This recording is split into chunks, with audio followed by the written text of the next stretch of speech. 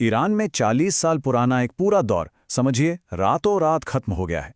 आज के इस विश्लेषण में हम यही समझेंगे कि इसका असली मतलब क्या है, न सिर्फ ईरान के लिए बल्कि पूरी दुनिया के लिए। चलिए इसे जरा और करीब से देखते हैं। जियोपॉलिटिक्स की ये कहावत मिडल ईस्ट में आए इस जबरदस्त भूचाल पर बिल्कुल सटीक बैठती है।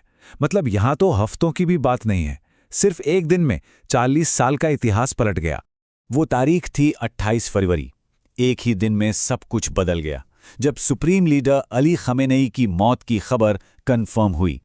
शुरू में तो खबरें बहुत कंफ्यूजिंग थीं, लेकिन फिर जल्द ही ईरान के सरकारी मीडिया और अमेरिकी प्रेसिडेंट दोनों ने खमेनेई की मौत की पुष्टि कर दी।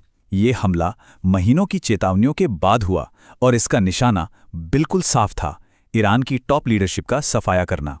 ये हमला दिखाता है कि इजराइल की ग्राउंड इंटेलिजेंस कितनी मजबूत है। देखिए, अमेरिका के पास सटीक मिसाइलें तो सालों से थीं, लेकिन उन्हें मारना कहाँ है, ये जानकारी इजराइल की मोसाद ने दी। इसने तो जैसे मॉडर्न वॉरफेयर की परिभाषा ही बदल दी है। ये समझने के लिए कि अब आगे क्या होगा, पहले हमें ये समझना होगा कि खमेनी ने पिछले 3 दशकों में खड़ा क्या किया था। वो सिर्फ एक नेता नहीं थे, वो पूरे सिस्टम के आर्किटेक्ट थे। खमेनेई एक क्रांतिकारी चेहरे से ईरान के सबसे ताकतवर इंसान बन गए। उनका शासन इतना लंबा था कि उन्होंने बुश से लेकर ट्रंप तक न जाने कितने अमेरिकी राष्ट्रपतियों को आते जाते देखा। ईरान में सुप्रीम लीडर का अधिकार मतलब सब कुछ, यहां तक कि प्रेसिडेंट भी उन्हीं को जवाब देते हैं।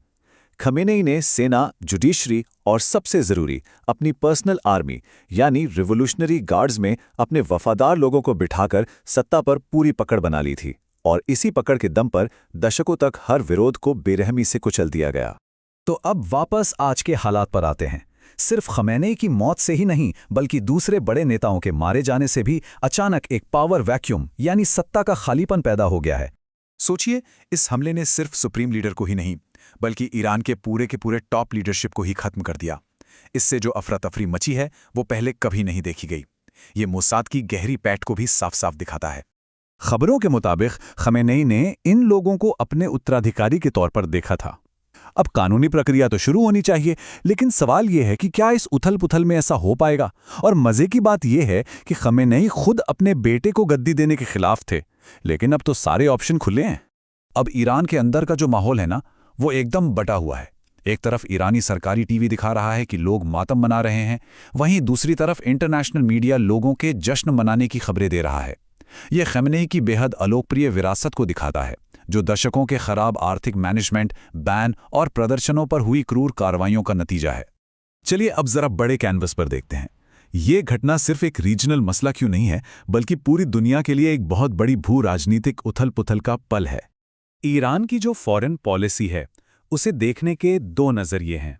उसके सपोर्टर्स इसे एक्सिस ऑफ रेजिस्टेंस कहते हैं, मतलब अमेरिका और इजराइल जैसी बाहरी ताकतों के खिलाफ खड़े होने वाले देशों का गठबंधन।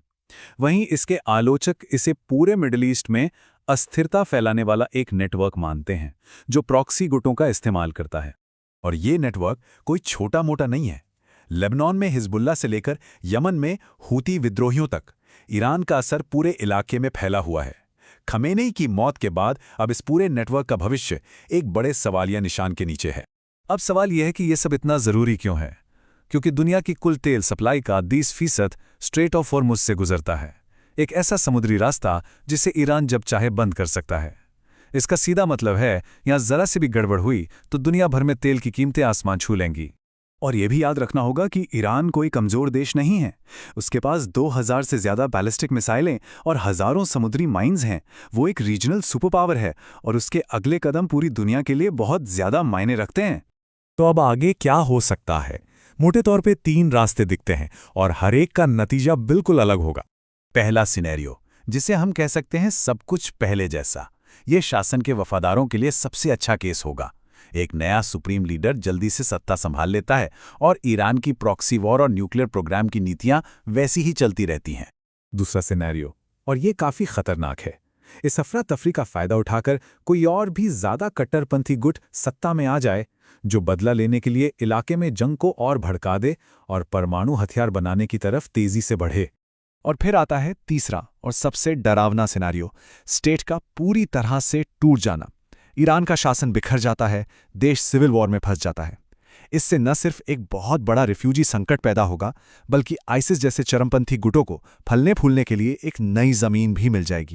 तो सबसे बड़ा सवाल यही है, एक तरफ एक क्रूर शासक का अंत हुआ है, लेकिन दूसरी तरफ एक अस्थिर और परमाणु सक्षम देश का भविष्य दांव पर लगा है। आने वाले दिन न सिर्फ ईरान के लिए बल्कि पूरी दुनिया के लिए